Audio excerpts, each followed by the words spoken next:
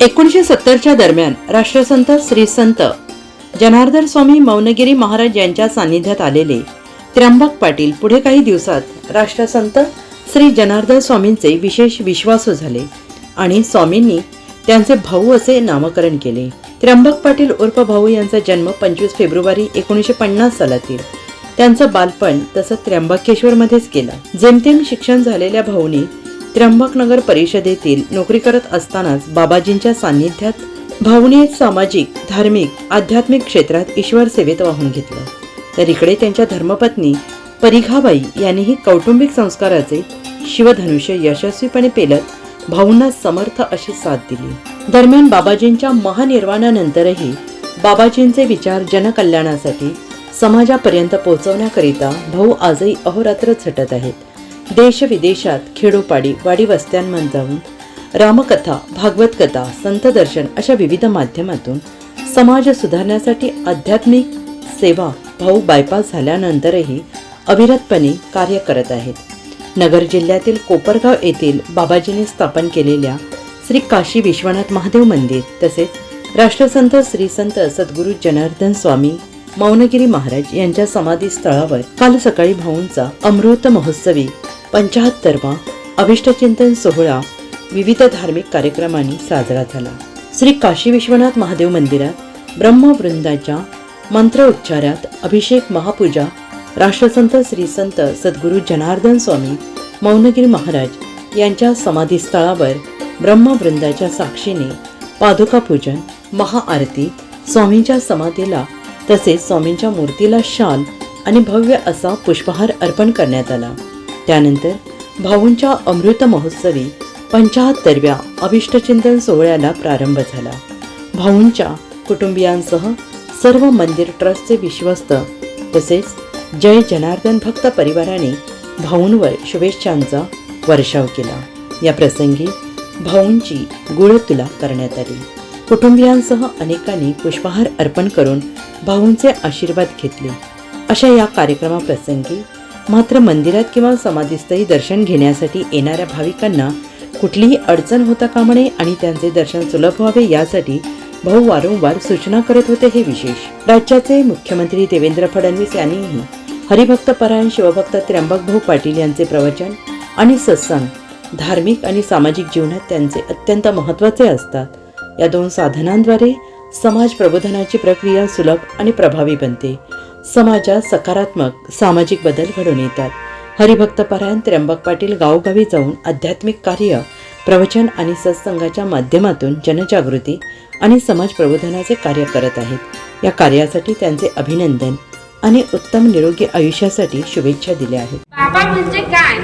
बाबा म्हणजे काय?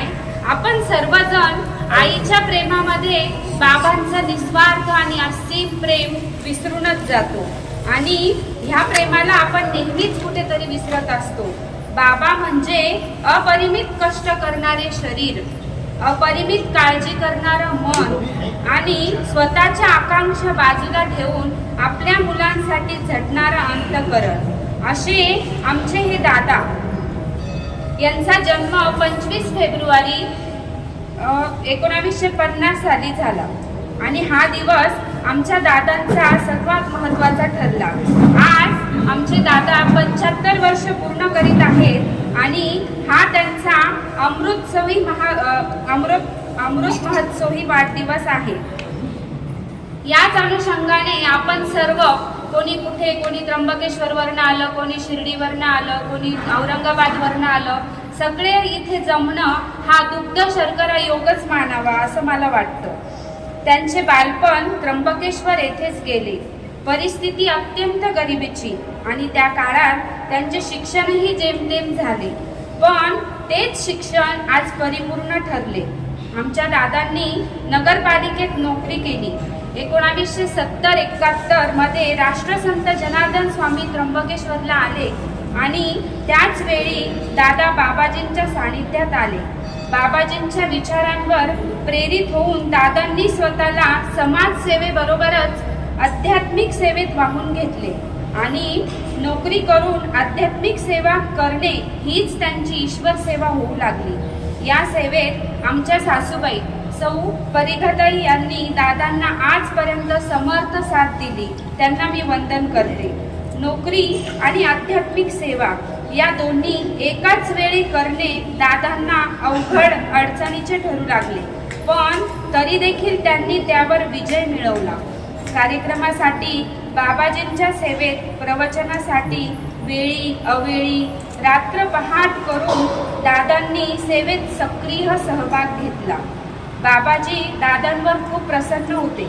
दादांचे नाव श्री त्र्यंबक कृष्णाजी पाटील असे आहे, पण बाबाजींनी त्यांना भाऊ आपुलकीने संबोधले आणि तेव्हापासून आजही समाजात दादांना भाऊ म्हणूनच ओळखले जाते. बाबाजींच्या प्रत्येक कार्यक्रमात प्रवचनरूपी सेवा करण्यासाठी दादांना बाबाजी परवानगी देत असेल आणि प्रेरित करीत असेल. नंतर बाबाजींनी भाऊंकडे फक्त नजरेने किंवा बोट दाखवून खुणवावे व दादांनी उभं राहून प्रवचन करावे. बाबाजींचा आशीर्वाद त्यांना प्राप्त झाला. बाबाजींच्या महानिर्वाणानंतर बाबाजींचे विचार जनकल्याणासाठी, समाजापर्यंत पोहोचवण्यासाठी दादा आजही अहोरात्र झटत आहे. रामकथा, संतकथा, संत दर्शन या विविध माध्यमातून दादा समाज सुधारण्यासाठी ही आध्यात्मिक सेवा ही अविरतपणे करीत आहे. दादा आज 75 वर्ष पूर्ण करीत आहेत. त्यांचे बायपास सुद्धा झालेले आहे, पण प्रवचनाला उभे राहिल्यानंतर असं वाटत नाही की त्यांचं वय आहे, त्यांचं बायपास झालेलं आहे. ही बाबाजींचीच कृपा. प्रवचन सेवा करताना बाबाजींच्या आशीर्वादाने त्यांना ऊर्जा स्रोत मिळतो. हे परमेश्वर प्राप्तीचे प्रतीकच आहे, हे आपणासही जाणवते.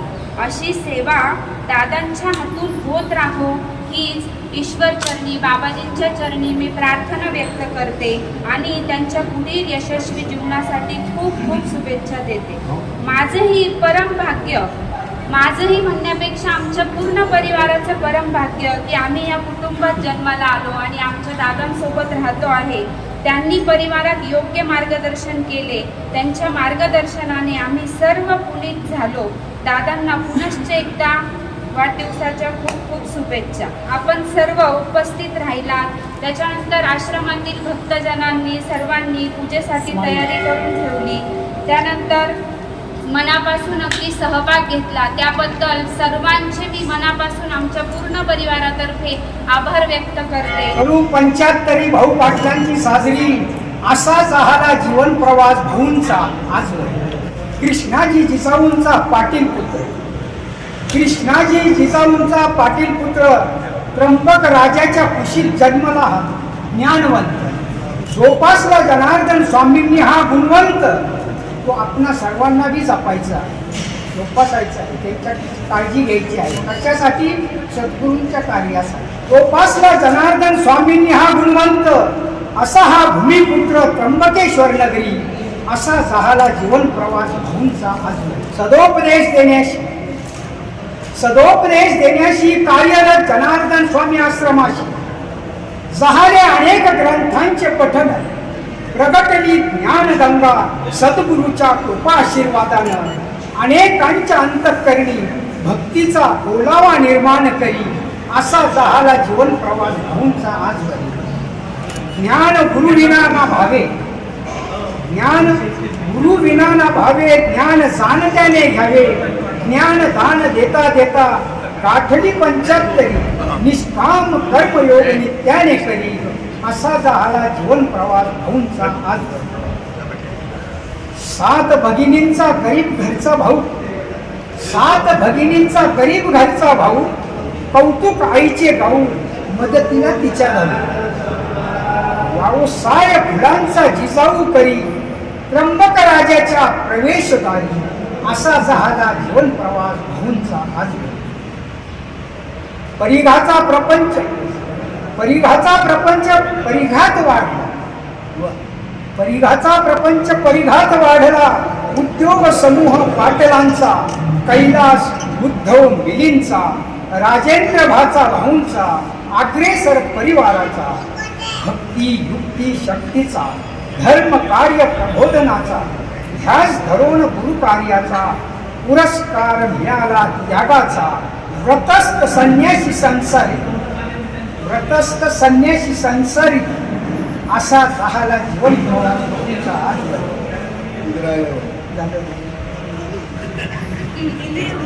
श्रीराम कथा चिंतना, श्रीराम कथा चिंतनाची झेप झेपावते आकाशी, श्रीराम कथा चिंतनाची झेप झेपावते आकाशी. छोटी मोठी प्रवचने पोहोचली 13,000च्या. अनेक भक्त हव्यास करी असा झाला जीवन प्रवास भाऊंचा आजवर. विश्वाचा बहुमान डोईवरी, विश्वस्तांचा बहुमान डोईवरी, सद्गुरूंनी सोपविला भाऊवरी. भाऊंनी नित्याने जोपासला विश्वस्त तिथेच शिस्त, विश्वस्त तिथेच शिस्त, शिस्त तिथेच गस्त, रोष तिथेच रोषणाई, वाजते तिथेच सूर कार्याची शहनाई. सूर असे पडता कानावरी तेव्हा गाठली 75. असा झाला प्रवास भाऊंचा आजवर. कांचन थोरली सून गुणाची, कांचन थोरली सून गुणाची खरी. वृषाली फुलवी सुख संसारी, इच्छा परिवाराच्या मनीषा पूर्ण करी. मिलिंद अनुराधा क्षीरसागर वारसागरी. 3 नाती 5 नातू परिवाराचे नाव उत्तुंग करी. मस्तक ठेवून स्वामी जनार्दनांच्या चरणावरी. कवी अंबादास भाऊंच्या आठवणींना पूर्ण करी. असा झाला जीवन प्रवास भाऊंचा आजवर. राष्ट्रसंत सद्गुरू जनार्दन स्वामी मौनगिरी महाराजांचं आगमन त्र्यंबकला झालं आणि योगायोग भाऊंचं त्या ठिकाणी भाऊंना सान्निध्य लाभलं. बाबाजींचा सहवास अतिशय जवळून भाऊंना मिळाला.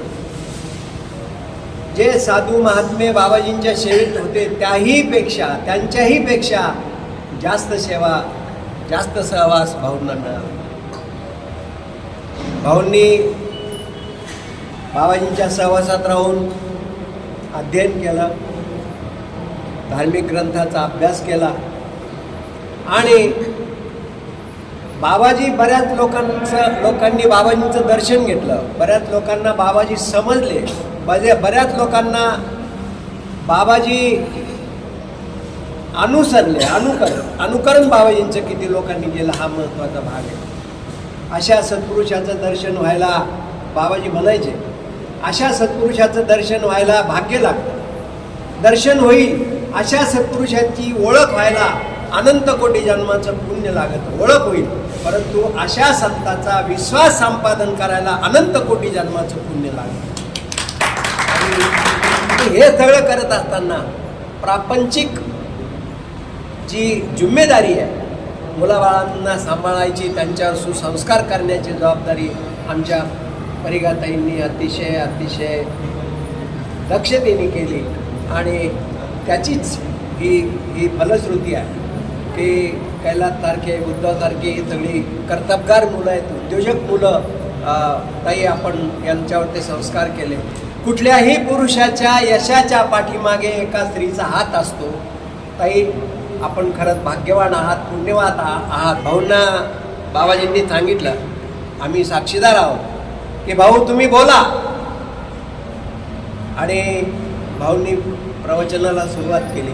तर गेल्या 35 वर्षापासून भाऊ गावागावामध्ये रामायणाच्या माध्यमातून जनार्दन स्वामी महाराज काय होते, जनार्दन स्वामी महाराजांनी काय कार्य केलं, कसं कार्य केलं हे सर्व विस्तृतपणे रामायणाच्या माध्यमातून बाबाजी समाजापर्यंत पोहोचवत आहे. हे सगळं करत असताना कुठल्याही प्रकारची बिदागी वगैरे त्या ठिकाणी ते घेत नाही.